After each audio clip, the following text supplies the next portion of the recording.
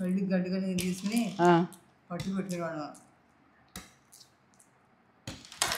అది నేను ఇప్పుడు ఆడగలను లేదు. ఓహో ఓహో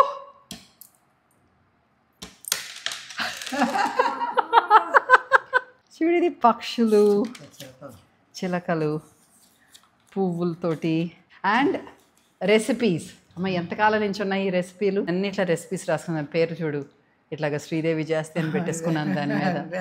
అదే రాసేసుకున్నాను నేను. తర్వాత అమ్మ కూడా రాసింది ఇందులో. ఫస్ట్ ఇయర్లో ఉన్నాను. రకరకాల రెసిపీస్, ఫ్యామిలీ రెసిపీస్ అన్ని రాసుకున్నాం అనమాట ఇక్కడ.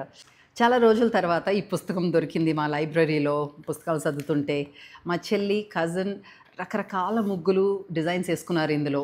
ఎంత ఓపిక్గానో, ఇంతకన్నా ఓపిక్గా పండగప్పుడు పెరడ్లో, కోర్ట్ యార్డ్స్లో కూర్చుని ఇది వేసేవాళ్ళు.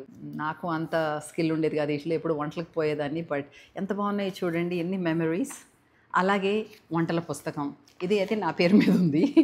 ఎవరైనా రెసిపీలు చెప్పినా, ఎక్కడైనా మంచిగా తిన్నా వాళ్ళని అడిగి ఇందులో రాసుకునేవాళ్ళం. ఈ రోజుల్లో అంతా కంప్యూటర్లో రాస్తాం, కానీ అమ్మ అయితే ఇంకా ఇందులో రాస్తుంది. సో మేము ఇందులోంచే రెఫర్ చేసుకుంటాం అనమాట రకరకాల రెసిపీస్. అలాగే చింతగింజలాట. సమ్మర్ వచ్చిందంటే కజిన్స్ తోటి మండువలో కూర్చుని, అరుగుల మీద కూర్చుని ఆటలు ఆడేవాళ్ళం. రకరకాల గేమ్స్ ఇన్వైట్ చేసేవాళ్ళు.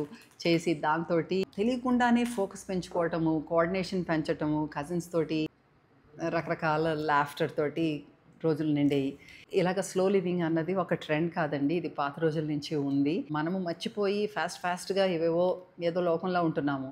సో మేబీ ఇదొక టైం ఏమో మళ్ళీ అందులోకి వచ్చి అట్లీస్ట్ కొంచెం అన్నాను డీపర్ వే ఆఫ్ బీయింగ్. మనం ఏం చేస్తున్నాము, ఎందుకుంటున్నాము, మన just slow living is not a trend and we should get back to it. పాత రోజులు గుర్తొస్తున్నాయి, చాలా నాస్టాల్జిక్గా ఉంది. అందులోకి మనం తప్పకుండా మళ్ళీ వెళ్ళాలి. మనం టైం అలా గడపాలి ఫ్రెండ్స్ తోటి, ఫ్యామిలీ తోటి టైం తీసుకోవాలి. ఎప్పుడు పరుగులే కాకుండా.